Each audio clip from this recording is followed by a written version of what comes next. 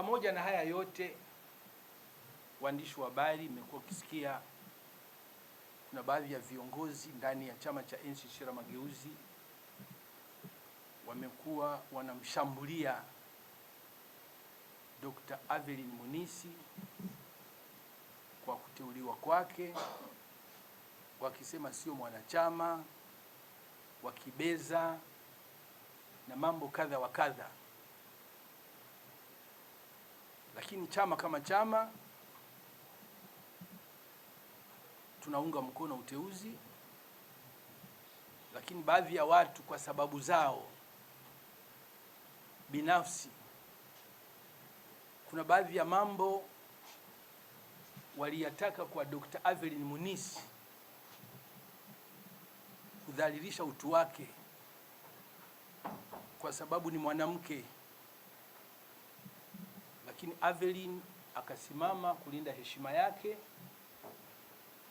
Amekuwa katibu mkuu wa chama, tumefanya naye kazi vizuri.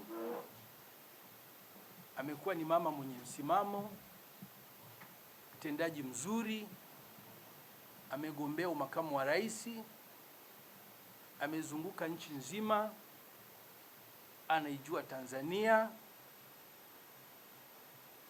katika chama ambacho hakikuwa na ruzuku, ametoa fedha zake, amelala njaa, ameshinda njaa kwa ajili ya kuipigania NCCR Mageuzi.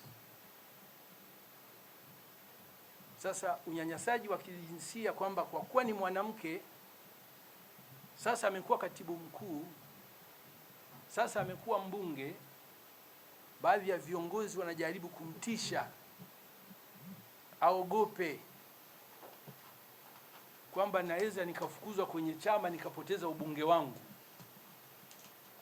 Kwa hiyo wanajaribu kutimiza malengo yao binafsi, malengo hai, na wanaongea hovyo na vyombo vya habari. Ni kitu cha kusikitisha sana. Kiongozi wa chama anasimama anasema eti huyu sio mbunge, huyu sio mwanachama wetu, na bahati nzuri kauli hizo zinatolewa kwenye vilabu huko. Tunaomba waandishi wa habari mpate habari za NCCR Mageuzi kutoka makao makuu ni hapa.